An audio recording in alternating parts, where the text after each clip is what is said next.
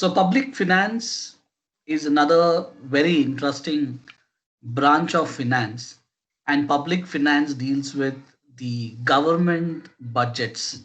Similar to a corporate finance, what is the focus point of corporate finance is to ensure that the financial resources are managed judiciously in a way that it enhances the value of the organization, it increases the share price of the organization.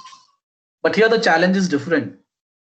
Unlike corporate finance, here the issue is totally different because government has to ensure that they have sufficient revenues being generated to manage the expenditure. When you see a government budget, I don't know how many of you have seen it. Government budget, unlike a profit and loss account, is also made up of two parts. But here we don't say incomes and expenses, incomes and losses, but we rather replace these two terms with revenue and expenditure. So if the revenue is more than the expenditure, then it results in surplus. But in case if it is opposite, then it results in deficit. And delivering a surplus budget is no less than a miracle, especially in a country like India. Of course, in developed countries, you do have surplus budgets. And in some of the states in India, which is very rare, I mean, Delhi was one of the, not just state, but a union territory, have delivered a surplus budget. I think somebody has switched on your audio. It is Chris, Sarah. Okay, please mute yourself. So, very rarely we see that governments delivering surplus budget because it's not that easy as you think. What is the major challenge for any government in the world? The major challenge is to ensure that they meet the expenditure, right? And to meet the expenditure, there is not sufficient revenue. And when you don't have sufficient revenue to meet your expenditure, that is where the problem starts, right? Imagine it's like a situation wherein you're a salaried employee and your salary is not sufficient to take care of all your expenses. So in a situation like this, when your salary is less than is when your salary is less than your actual expenditure, what options do you have as an individual? The only option you have as an individual is to borrow loan, right? Go for a loan, right? There are not many options that are available for an individual. Similarly, same thing the government also does. The government ends up borrowing loan from various institutions, and ultimately this cycle goes on wherein the government keeps borrowing the loan and it keeps repaying, it pays the interest. So government can't do what generally we do, what generally companies do. What generally companies do is when they are in a situation where they don't have sufficient profit to meet their expenses, they go for cost cutting, right? And the first set of people that are targeted are the employees. So any company which is suffering from huge losses, first the company will target the employees. They will lay down the employees because any for any organization in the world, the most major expenditure is the salaries, right? So that's the best way to cut down the cost. So let's begin with employees. But the government cannot follow the approach what a company follows, what an individual follows. Perhaps even for an individual whose income is less and expenses are more. So even this individual who is in a similar situation, what a company is undergoing, will cut down on the expenses. So the best strategy to manage the higher expenses is to do cost cutting. But this is something which a government cannot do, unfortunately, because government cannot cut down on its expenditure, right? So this brings us to a point as to what are the major sources of revenue of government and what are its major expenditure. Anybody in the class who would like to point out what are the major source of revenue to the government? Jessica, what are the major sources of So revenue? tax, Very good. So major source of revenue is tax. In fact, when you look at the government budget, the revenues are broadly classified into two categories. One is called the tax revenue, and the other one is called non-tax revenue, right? So tax revenue comes from various taxes, which are broadly classified into either direct taxes and indirect taxes. All the taxes, what you people hear, what you people pay, is broadly classified into direct and indirect taxes. Now, how do you classify? What is the criteria for classification? Now, you have come across so many different types of taxes, which includes income tax, corporate tax, wealth tax, gift tax, inheritance tax, uh, central excise duty, customs duty, import duty, service tax, value added tax, GST. These are the different categories of taxes what you have come across in your life.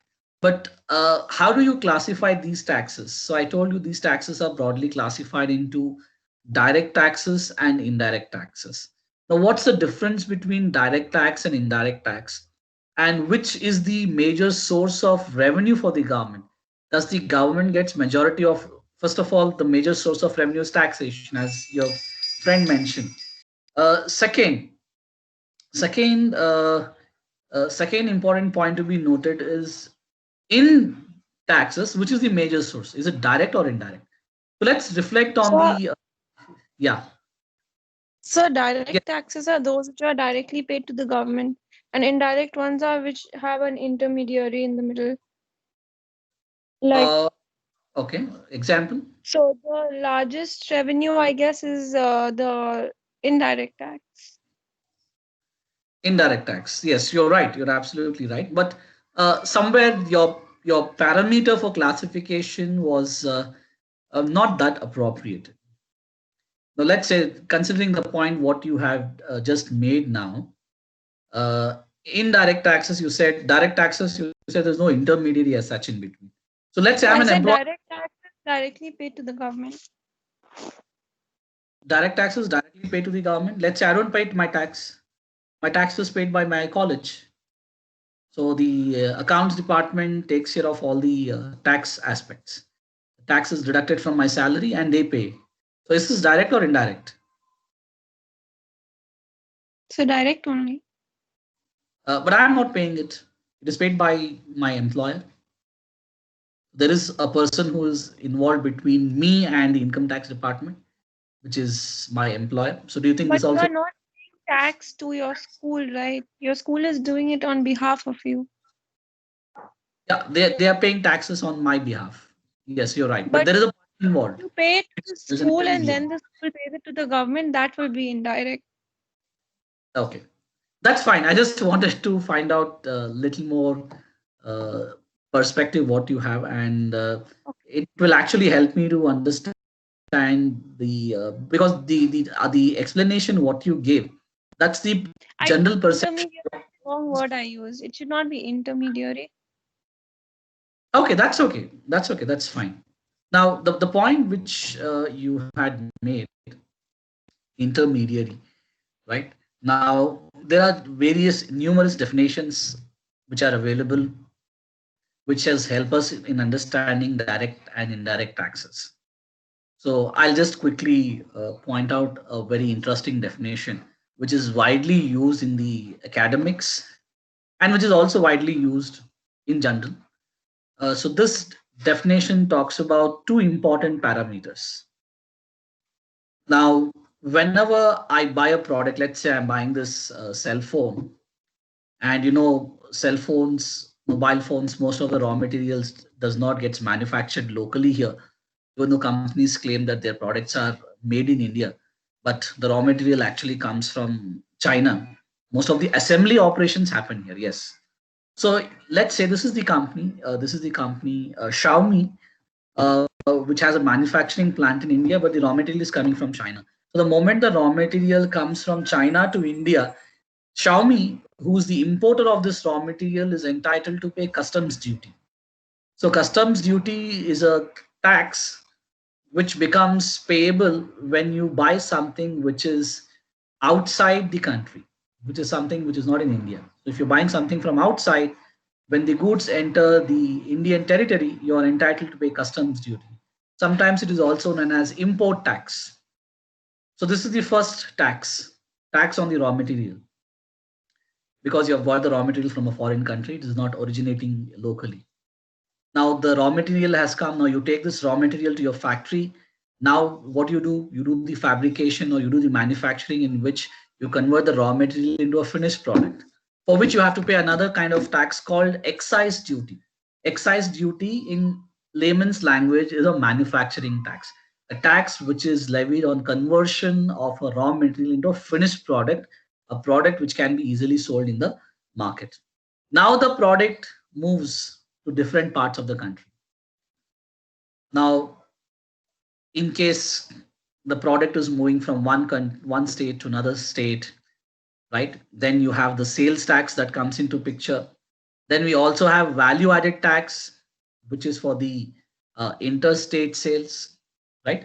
But what happens at the end of the day, all these taxes which emerges at different stage of the products gets clubbed together, and all these taxes are included in the price, which is called the maximum retail price or the MRP. And if you observe the packaging of any product, it clearly says MRP in the brackets, inclusive of all taxes. So now what happens here is we as consumers, we end up paying all those taxes. So the burden of all the taxes is pushed on to the consumer.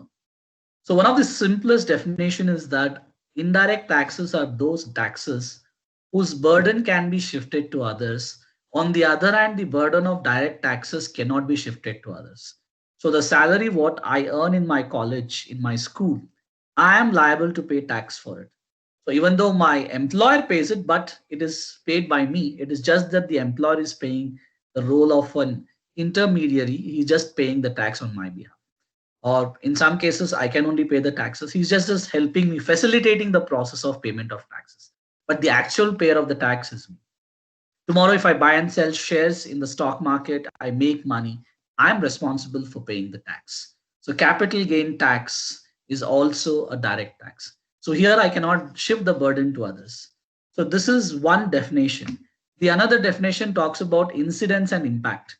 In case of indirect taxes, the incidence is on one person, but the impact is on the other person, right? So sales tax should be paid by the retailer, right? Manufacturing tax or the excise duty should be paid by the manufacturer.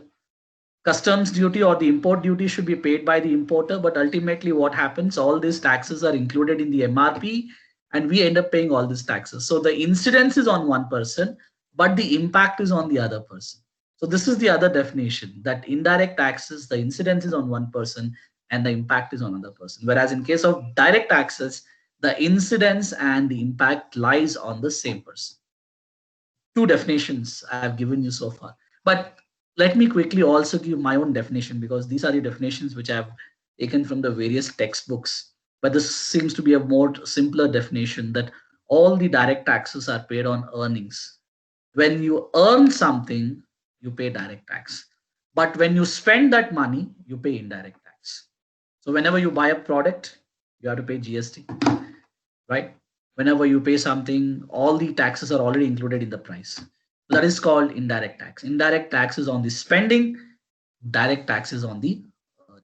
So I hope now you guys are clear about direct and indirect taxes. So tomorrow you should not have any confusion. Somebody asks you what is direct and indirect. And for your own purpose, for your own knowledge, you should be thorough in classifying these taxes into direct and indirect taxes. Right? So are you clear, Jessica, now?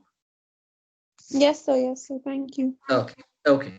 So now, as you mentioned, the major source of revenue comes from indirect taxes, because direct taxes hardly contributes to the revenue of the government. And direct taxes, there are a lot of loopholes and issues, right? Especially in a country like India, where there is no proper mechanism to monitor the transactions.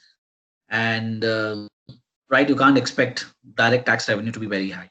That's the reason government of India is also not much serious about direct taxes, right? Do you think a person who is selling some vegetables on the street, do you think he will pay income tax?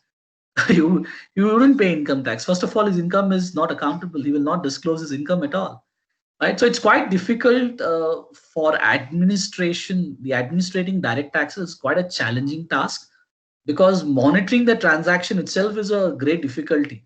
Forget about the unorganized sector. Forget about the people who sell on the street side, right? But don't underestimate them. Don't think that their income is itself is very poor, so therefore government is also not serious. Sometimes a guy who sells chats on the street makes more money than what KFC and McDonald's does, right? What these people make, they make more money than that. But it is just that they are not accountable. And government is also not serious about making them accountable because it's practically very difficult to administer these kind of transactions. Forget about these people. Let's talk about educated, salaried employees like me, right? Here also there are plenty of loopholes, right? Now let's say tomorrow, last I think 2 weeks back, I was invited by Christ University to do judging for a very interesting event because they had a debate competition in which they were given a topic, new education policy, and I had to see the research paper.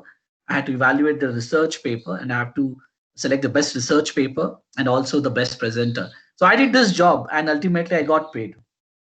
Let's say I was paid 5,000 rupees for judging this event.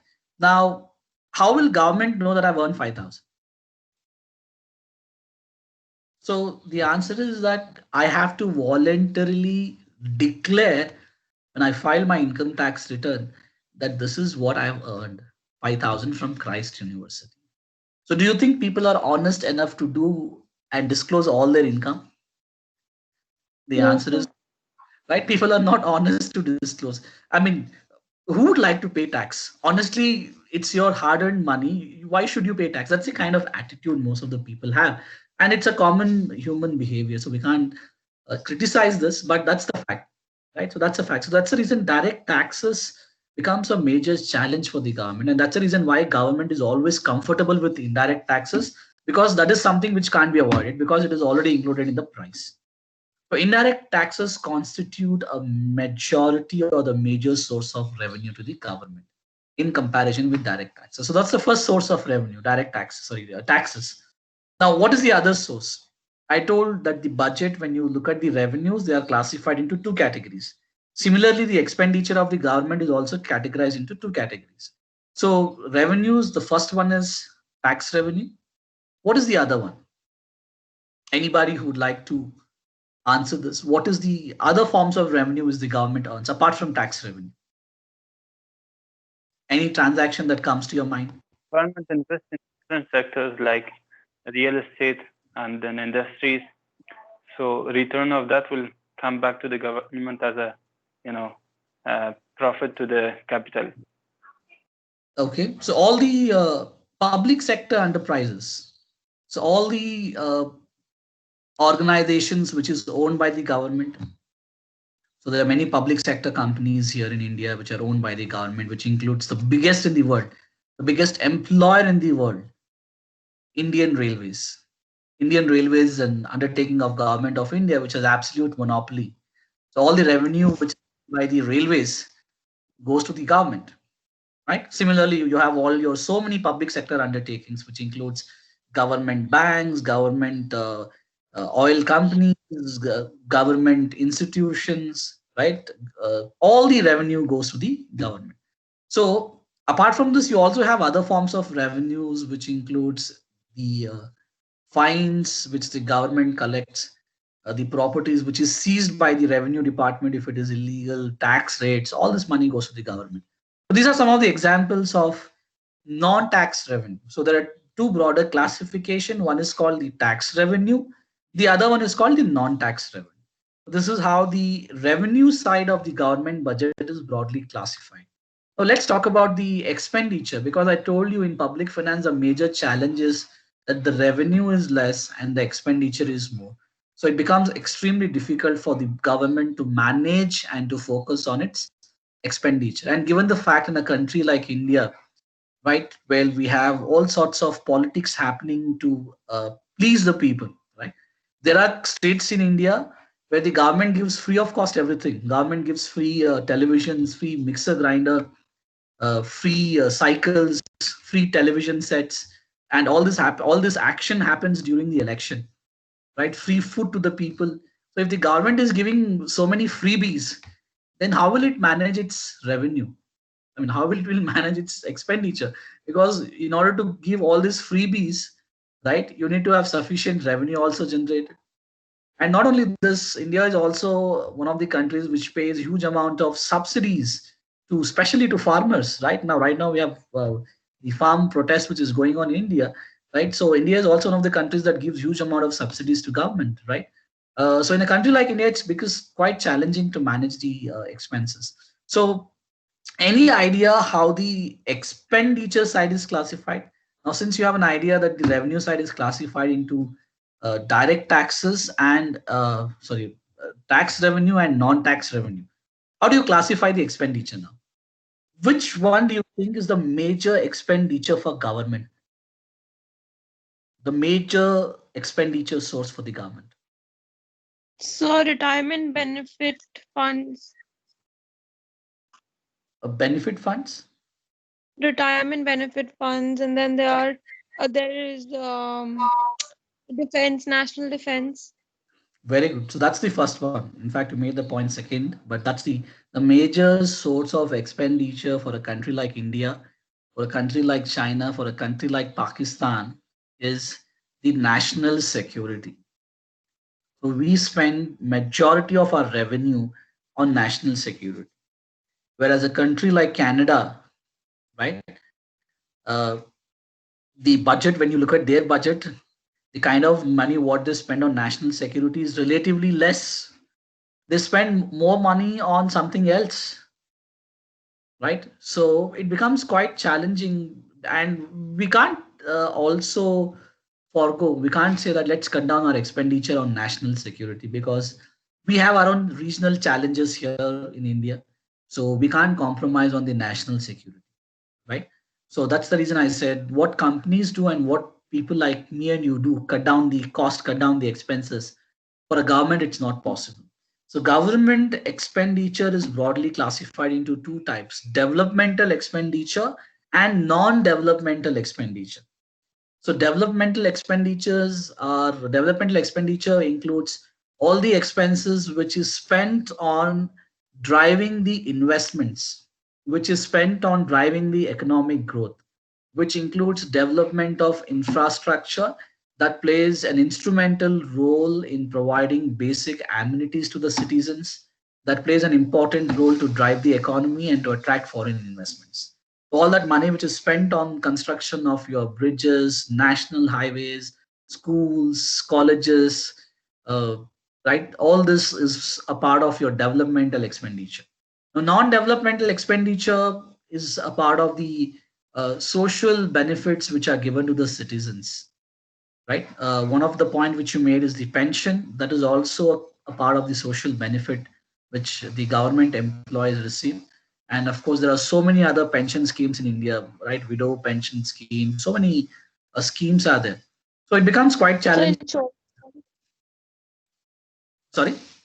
insurance policies. Insurance policies, yes. Under social security schemes, you also have insurance schemes offered by Government of India, which does not only includes life insurance, but it also includes general insurance, insurance like crop insurance, which are given to farmers, right? So it's a challenging task, right? When you don't have sufficient revenue, but you still have an expenditure which is piling up year after year after year. So therefore, what happens here in case of public finance? There are various challenges. One of the biggest challenges we have already discussed is the deficit budget, right? Another important challenge in public finance is managing the inflation, because if you are not able to manage inflation, it will throw the economy out of gear, right? And when the economy goes bad, entire economic activities collapses, and therefore the country will head into inflation. So it is very difficult. It is very important for the government to also keep a tap on inflation.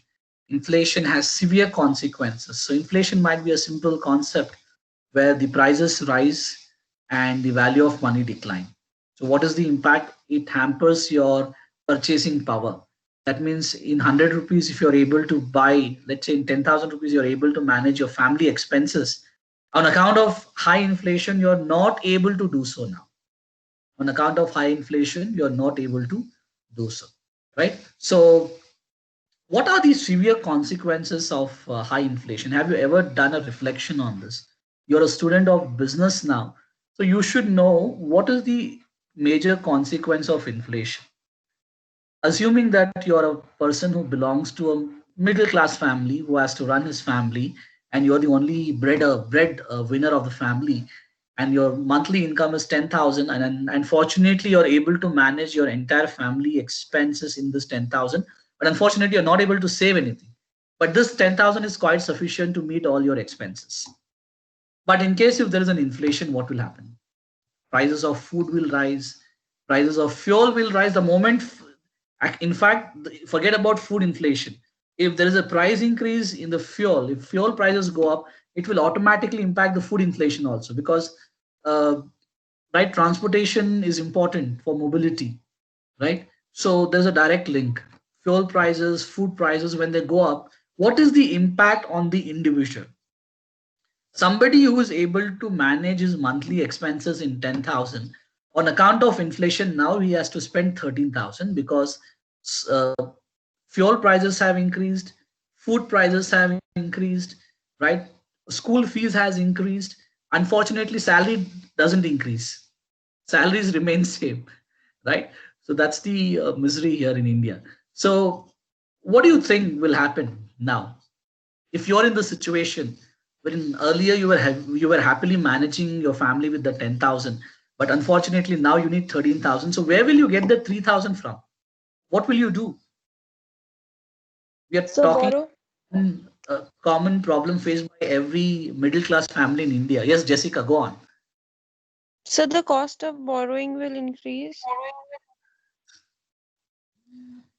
I'm talking from the perspective of an individual.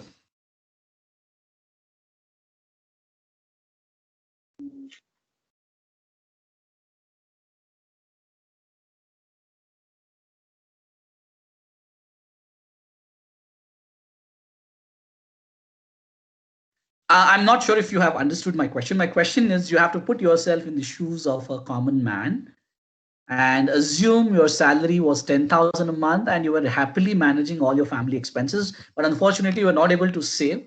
But now to manage the same family expenses, you need 13,000 rupees. Where will you get that extra 3,000 from? From the banks by taking loan. Okay, you have given a typical uh, your answer reflects a typical behavior of a common man in India. I mean, what options do we have apart from taking loans? And unfortunately, what happens at one fine day, right? See, you, the moment I said, how will you fund the deficit? You said loan. How will you pay interest on loan? How will you pay the loan installment when you don't have sufficient salary? So that is where most of the people end up in a debt trap. So one fine day, you will have one more loan taken to pay the previous loan. You will take another loan to repay the previous two loans. Ultimately, a person will get into a debt trap wherein he is forced to take extreme step of committing suicide. Sometimes people commit suicide with their entire family. They mix poison in the food and they feed to the entire family. So unfortunate incidents like this has also occurred here, right? So that is something which can't be denied. But don't you think you should do something else instead of straight away going for a loan? Yes, borrowing is one strategy, but I feel there's one more strategy. Himavant, Nagendra,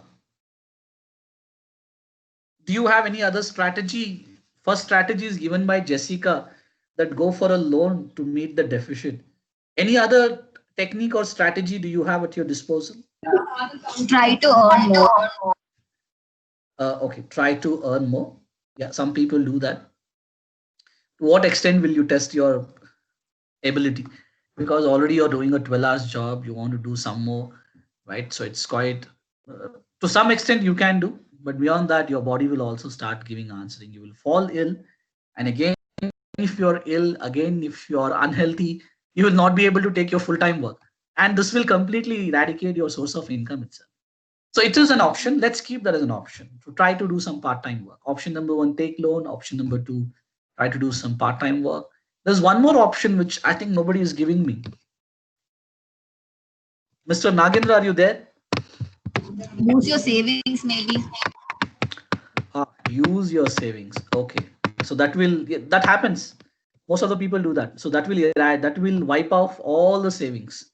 Now the savings is exhausted. How long can you use your savings? Inflation continues to increase. At one fine day, you have to exhaust your savings. But it's a temporary strategy. It can be worked out. That can be a strategy number 3. And now Nagendra will tell us strategy number 4. Sir, investing in stocks. There is no money to eat food, and the gentleman is giving us an idea to invest in stock. My hypothetical situation was a person, a middle class guy who's earning 10,000, he's happily managing his expenses. There is no savings. In order to invest in stock, first, what should be the situation? You should be in a situation to save, but you're not in a situation to save. 10,000 is income, which is equal to 10,000 expenses. On account of inflation, this equation has changed. Income 10,000, expenses 13,000. Earlier, it was 10,000 equal to 10,000. But now 10,000, on the other hand, the expenses are 13,000. So investing is not a viable option when you don't have savings. Yes, if you have savings, then you should think of an investment. But anyways, you have given an answer. I'm happy that. What about Sana? Sana, do you have anything in your mind? No, sir. Okay. So I think the point is already being highlighted. Cut down the expenses. Strike out what is not necessary. Right? Why don't you do a reflection on your monthly expenses? Okay, you are spending 10,000 rupees per month, but on what? Okay, we are watching.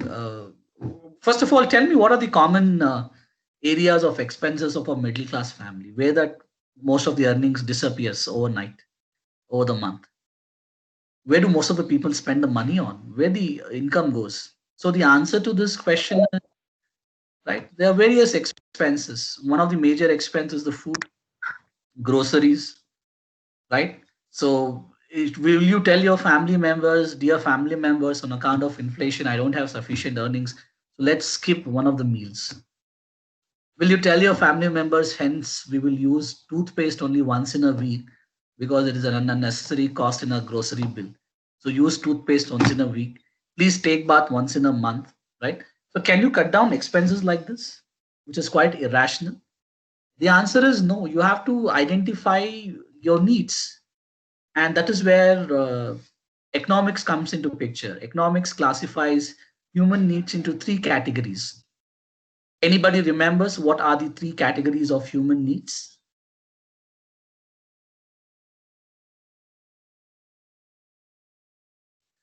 They are called necessities, comforts, and luxuries.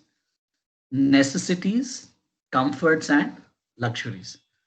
So, do you think a common man can afford a luxury? The answer is not possible. But to some extent, yes, comfort is something sometimes we right don't want to compromise at least once in a week, because we are struggling and striving throughout the week for our daily bread and butter. For at least once in a week on a Sunday, I need that comfort. So, what do you think a common man does for that comfort?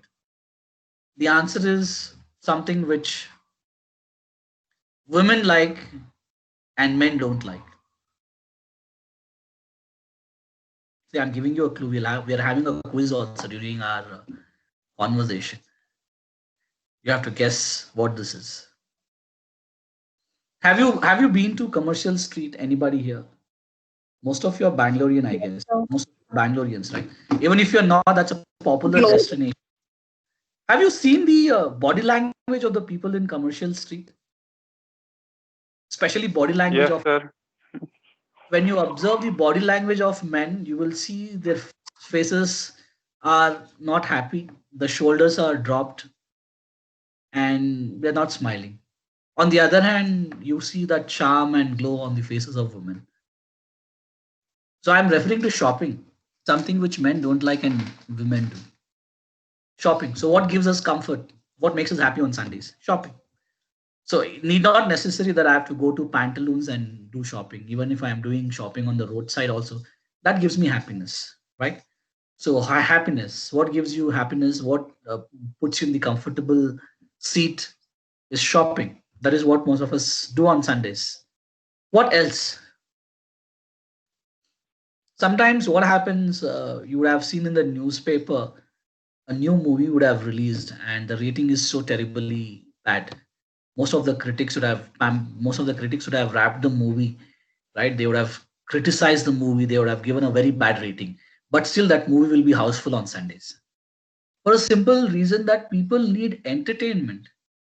People need some sort of a breathing space on Sundays, because throughout the week they slog.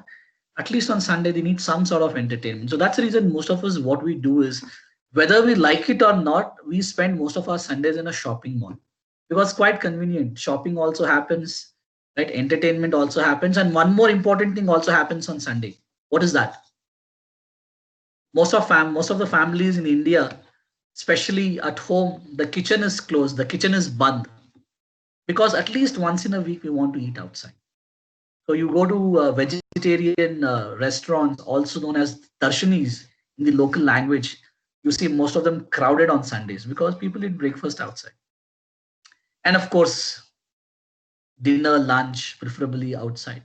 It all depends. If I don't have purchasing power, probably I would eat it on the roadside. If I have sufficient funds at my disposal, then probably I would go for a fine dining restaurant. But people want comfort. And this is what people do for comfort. They eat outside, they do shopping, they want entertainment. So when I say that the equation changes when your expenses is more than income, this is what you have to do. You have to target your comforts. Human needs are classified into three categories: necessities, comforts, and luxuries. So you can't say that let us target the necessities. Let us eat only once a day. Let us brush once in a month. Let us take bath once in a year, right? So you can't compromise on these necessities. If you compromise on necessities, you will have serious health hazards. Again, you know how expensive is the healthcare in India. So therefore, target the comforts. Don't go to movies on Sunday. What is the alternative? Because all of a sudden change comes in our life, we get uncomfortable. We resist change.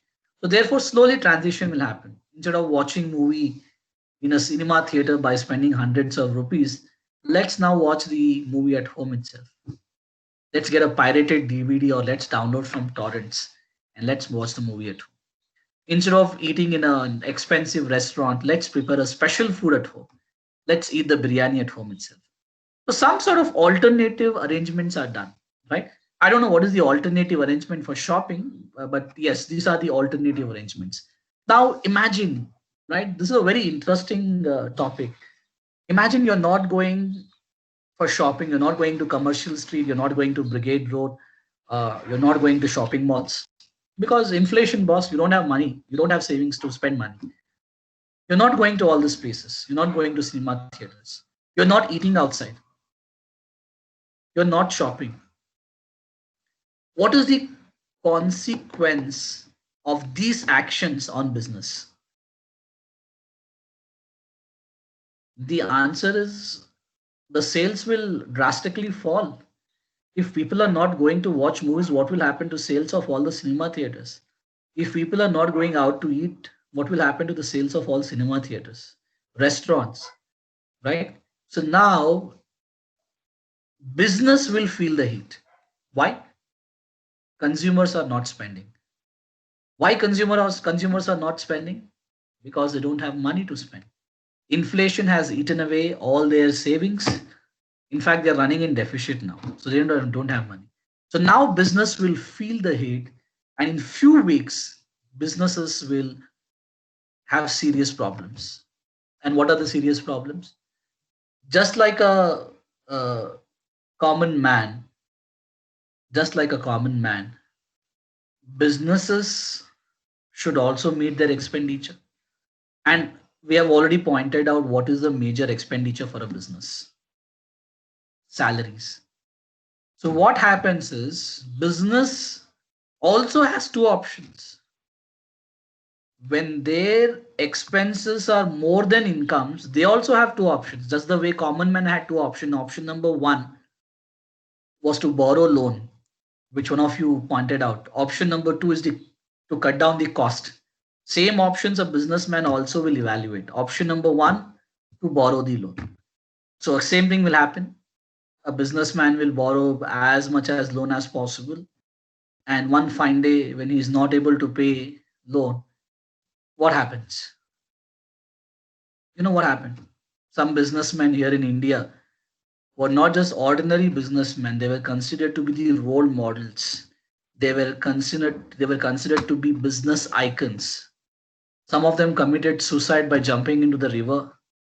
Some ran away from India. They have eloped from India. They're hiding in some other country.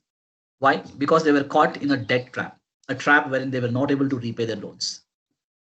And honest businessmen, small businesses, they don't have the option of running away from India. The only option they have is to commit suicide.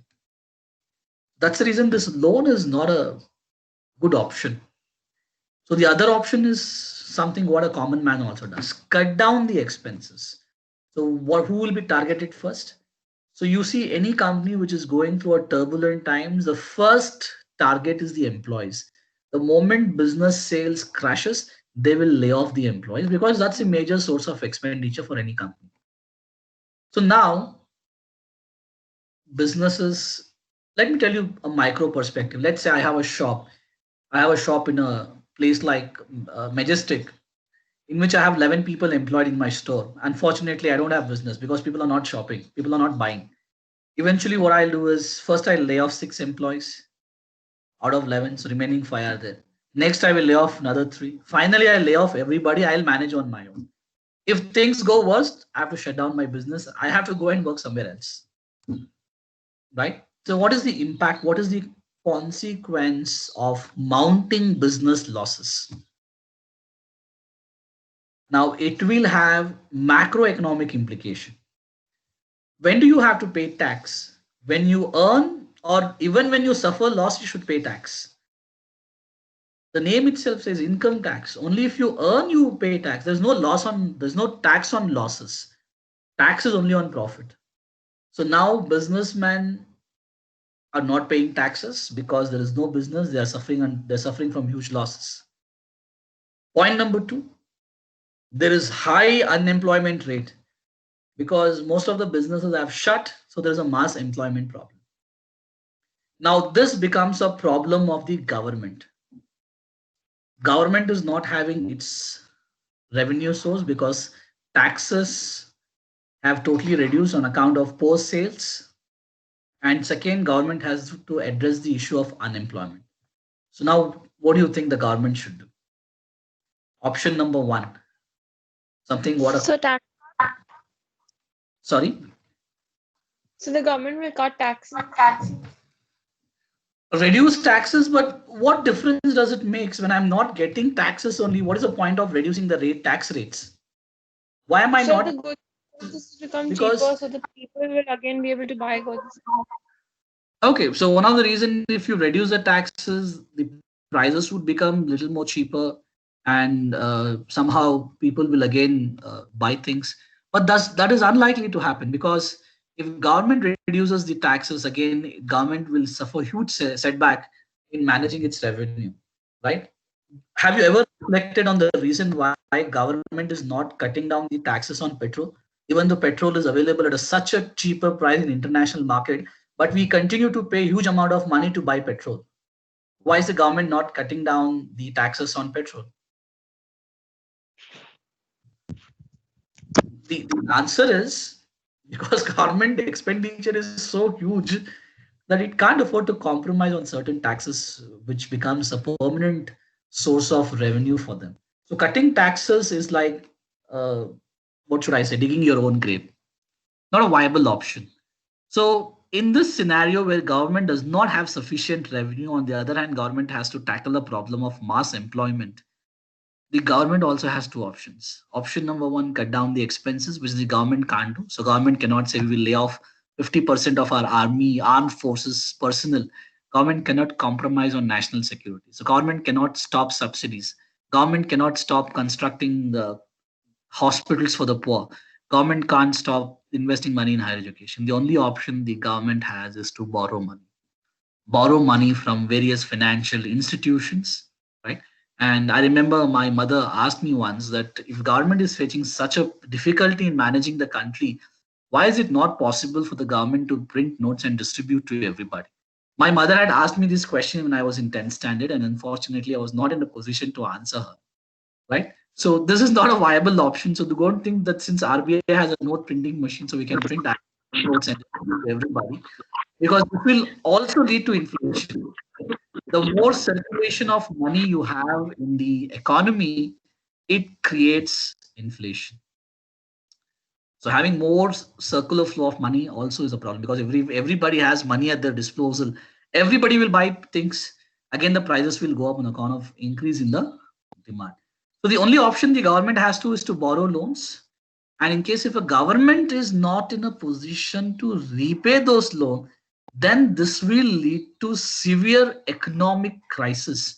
Something that happened in Greece. Greece, which is in Europe, had to face the situation wherein they had borrowed too many loans from financial institutions, from public, and unfortunately, at one point in time, they did not have the money to repay all this.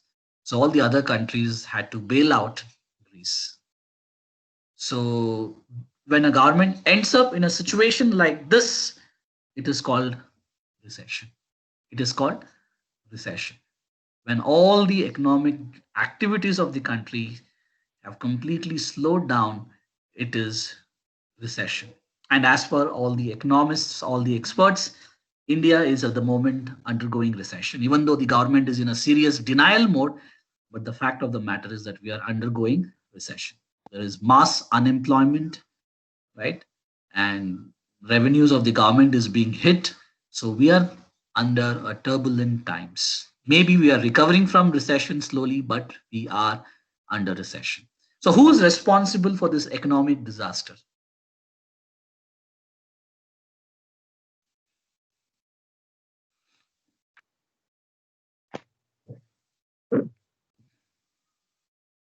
So the government?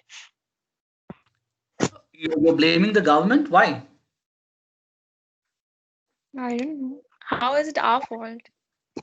I would probably say it is Jessica's fault. If How? I'll prove it. If Jessica spends a lot of money in shopping, eating, But buying I'm things, to spend money on shopping because things have become expensive. exactly. That's the point which I wanted to make, and this point has automatically come up. So you're right. Why are you not spending? Because you don't have purchasing power. You want to spend, right? Every country wants their citizen to spend. They want a consumer driven economy where consumer have sufficient money power to spend. Every company wants you to spend. Every advertisement is aimed at targeting you in such a way that you should buy the product, but unfortunately you don't have money at your disposal. So what is the reason? Inflation. That's the reason I said in public finance, what are the major challenges?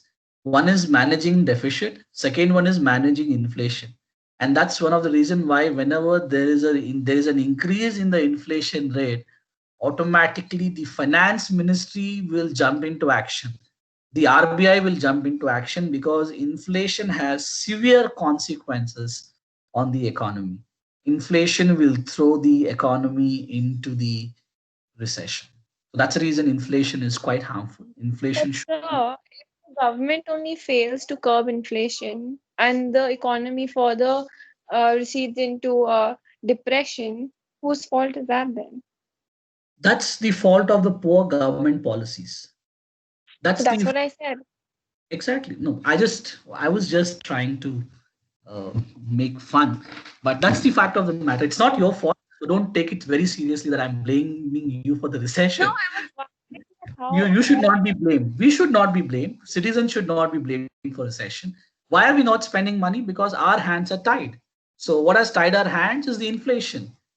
And what has created inflation? Ultimately, it is the misgovernance, poor administration, right? And the poor policies of the government. So therefore, to curb the inflation, the government should focus on two important policies. May I know what are those two important policies? monetary and fiscal policy. Precisely. These are the two magic policies of of the government. So if these two policies go correct, then wonderful things happens. The economy will be put on the growth track. If these policies go wrong, then we will be going backward. And unfortunately, it has happened.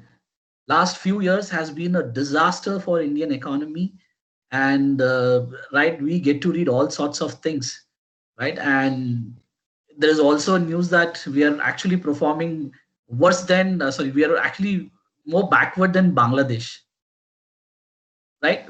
I mean, it's a good thing that Bangladesh is doing well. I mean, they are after all our neighbors, right? So we shouldn't feel bad about it, but we should feel bad for ourselves that our economy, which is one of the world's leading economy, which is one of the world's biggest economy, is struggling to march ahead. And the reasons for is the government policies, right? So that's the reason you need to have proper policies in place, and to have proper policies in place, you need to have right people in the right job. When you don't have right people at the right job, this is what will happen. Right? So if you are on social media and if you're following news, you will come to know that there were memes that finance minister which said that the reason for India's poor economic performance is the act of God. So is the act of God responsible for our poor economic performance? Is COVID-19, should we blame God or should we blame government for poor economic performance? So Right? that's the way of the government to clean their hands, right? Precisely. So problems exist. It is the government which has come up. It is the government that should come up with proper initiative, proper measures to control all this. So that's the reason, as you mentioned, economic policies like physical and monetary policies play a very important role. Monetary policy has to do with management of money. So this policy includes your interest rates that can drive the growth of the economy, right? Fiscal policy has to do more with taxation, right? So most of the economists also believe that the implementation of GST has also caused a great disaster to Indian economy, especially initially when it was implemented. I remember the GST for hotel and hospitality industry was 18%, which means if I go and eat in a restaurant and if my bill is 1,000 rupees, I end up paying 180 tax, which is quite high. I mean, in that 180, I can eat another plate of biryani, right? So what happened eventually, the sales of entire hotel and hospitality industry crashed. And in fact, it also severely impacted our tourism industry, right? Because in case if it is a luxury segment, then the tax rates was up to 28%. And ultimately people, first of all, we have hardly few foreign citizens who visit India, right? And these people were also finding out an alternative. Instead of going to India, let's go to Sri Lanka. Let's enjoy that because it's much cheaper visiting Sri Lanka. So after the entire hotel industry and hospitality industry, the tourism industry collapsed, the government woke up all of a sudden and revised the tax rates. So taxation is also an important part of public policy. So this is what public finance is all about. So we have spoken about the problems of public finance. Now let's talk about the solution. We were talking about the major problem, which is the inflation. Now, I'm happy that Jessica is totally involved in the conversation, and I expect others also to pitch in and give your suggestions. How will you curb inflation? Let's talk about the solution.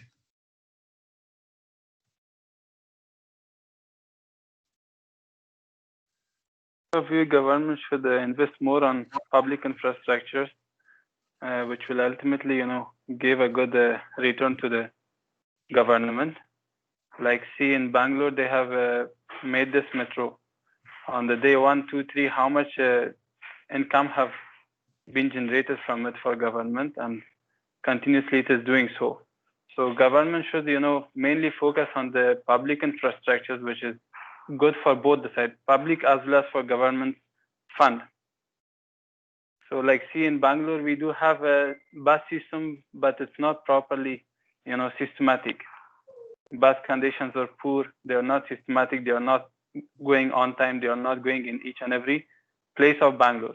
So people avoid using it. So government can, invest on it and make a proper system for the buses. And the same thing, like they can expand the metro lines, which they are doing. So probably it will take another 10-20 years to cover the whole Bangalore. And they can invest on the roads, they can broaden the roads, and then impose the tolls, and then generate another revenue from there. So that's how we can improve it.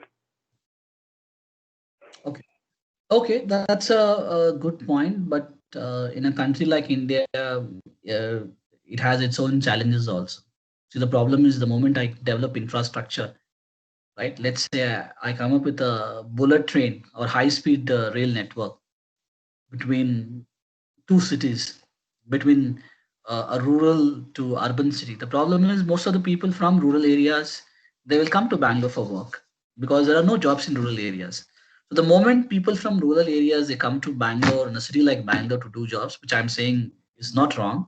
Obviously, they don't have any option but to come here for the sake of employment. That will create a lot of congestion in our infrastructure. So it requires some sort of a grassroots strategies, but one of the strategies is you have pointed out.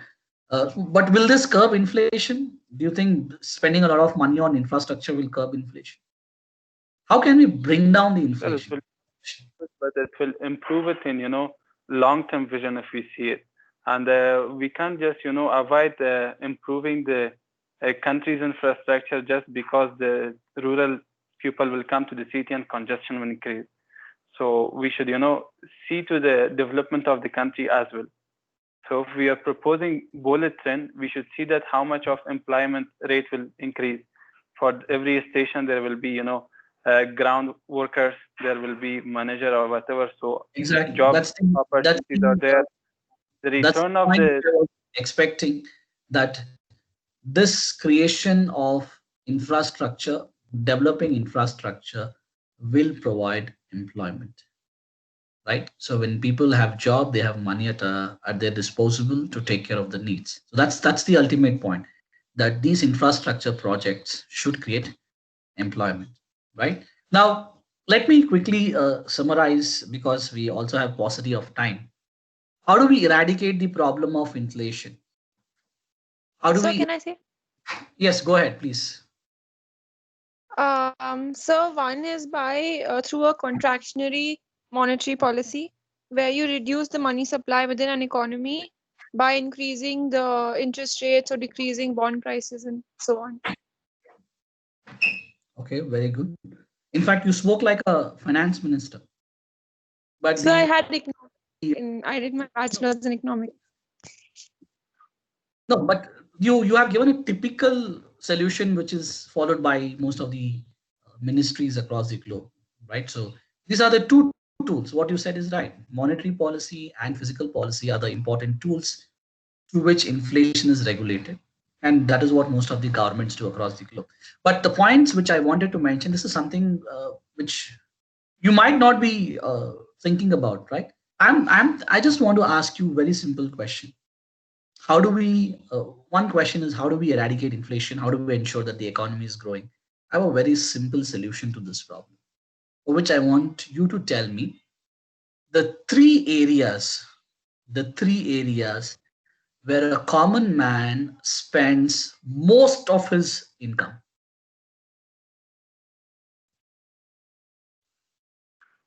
living cost, sir. First is the rent. Most of the people do not have their own houses, especially in a city like Bangalore. You are aware how expensive it is to go for an accommodation. The rents runs in huge amounts, and majority of the salary goes in paying rent, unfortunately.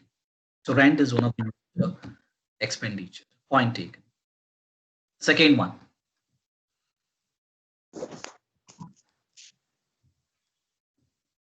So food. food. Very good. Groceries. I mean, that's the whole purpose of survival, right? That's the whole purpose of doing work. We work at the end of the day to take care of our physical needs, and food is required for our physical need. And food inflation seems to be one of the major issues, especially in developing countries like India. So this is where, again, majority of the income of a common man gets spent on food. And every time inflation goes up, common man is severely hit. Third,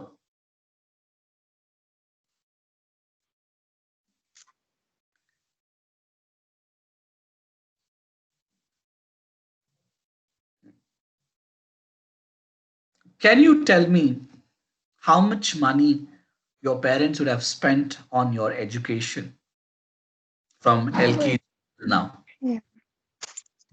Do you think education is affordable or is it highly commercial these days? It depends on the standard of the family, sir. I mean, we have education available for different categories. Government is there, which is completely free of cost. And then we have private sectors, which, being categorized based on the class and standard of families. So a person who is highly standard, he will send his son or daughter to a, quite expensive place for studying and doing education. But a person of middle class will go for. If your budget is less, you don't have money, you can go and eat in a religious place. They'll offer you free food. If you have a limited budget, you can also go to government canteens who charge you very minimal amount. Maybe 5 rupees you'll be able to have one full meal. But if you have money in your pocket, you can go to a fine dining restaurant. So that's how education has become. But is that the way an education system should be in the country? The answer is no. Education has become quite challenging, right? And even if somebody who's doing a very ordinary job, doing an ordinary job in the construction site, even that person want his child to study in a convent school but not in a government school, because people have realized that education is the only weapon, right, which can fight the poverty. And that's the reason in India, especially the poor, they're willing to sacrifice their meals, but they want their child to get educated in a very good convent school, certainly not in a government school. That's how education system is in India. That's the third major source of expense.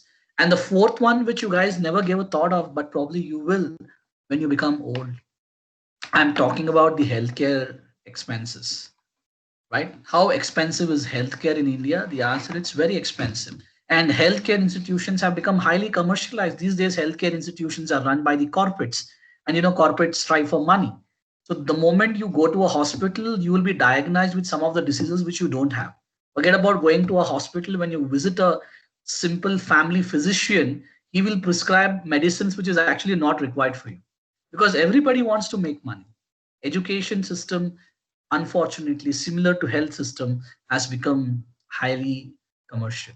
So this is the four avenues where majority of the income gets disappeared. First, housing. Second, food. Third, education. And fourth, healthcare. So this is where you have to bring revolution. Because if you bring revolution here, automatically majority of the economic problems will get automatically solved, right? So can we do something about the increasing or the mounting rentals? The answer is yes. The government has all the powers to make law, right? In fact, in India, we have a law which is called RCA, Rent Control Act, which prevents landlords from charging unreasonable rents. So why is the government not implementing Rent Control Act? And government is in a hurry to implement all sorts of laws which are not necessary at the moment.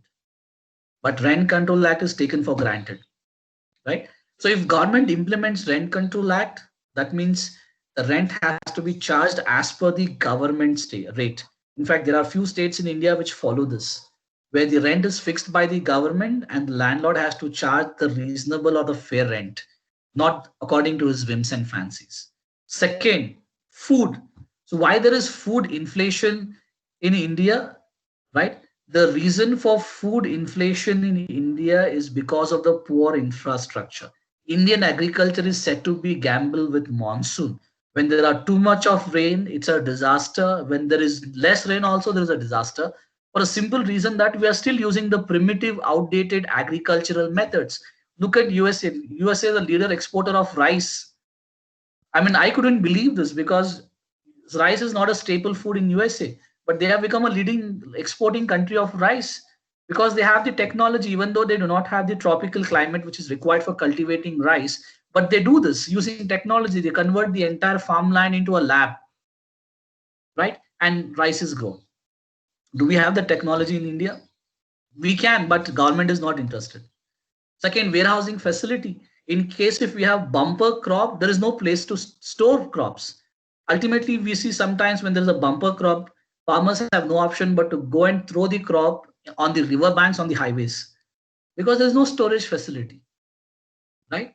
So infrastructure as far as agriculture is concerned requires serious improvements, but India continues to be following the same old outdated. There are no reforms, proper reforms in the agriculture, especially when it comes to infrastructure. So who suffers? It is people like me and you who suffer, because of this we are not able to manage food inflation. When there is good production, we are not able to store it, because of which we face the problem. So food inflation can be solved by having proper warehousing facility, by investing in agricultural infrastructure, and by adopting latest technology, which can be cloud seeding. When there is no rainfall, we can go for cloud seeding, right? When there is excess rainfall, we need to, right, have a mechanism to get rid of the excess water, right? So if you could invest on technology, definitely we will be able to achieve the problems what we have in agriculture, and this will solve the problem of food inflation. Number three, education. Have you heard of IIM, IIT, IISc? These are called premier institutions in India. Who owns them? Is IIM, IIT are government or private? Both IIM and IIT are institutions owned by government of India, and these are called benchmark institutions, right? Getting into IIM and IIT will secure your future. So when a government can have a premier institution, a good quality education system which is delivered in the form of IIT and IIM, why can't the government implement the same model in primary education and higher education? Why not government have colleges like IIT and IIM? So if the government does this, what will happen? Nobody will join private college. Private colleges will will go and beg people, please join, please enroll in a college. Because when there is a good public institutions for education, nobody will join the private. Same thing applies to your hospital and healthcare also. So if a government is able to tackle the issue, these four issues: issue number one, rent; issue number two, food inflation; issue number three, proper education; issue number three, affordable healthcare. What will happen if I get all these four facilities, four basic requirements being delivered at a very affordable price by the government? If I'm earning that 10,000 rupees, definitely I will be able to save at least 3,000.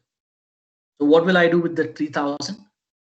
Something what your friend said, Mr. Hemawant Nagendra: invest.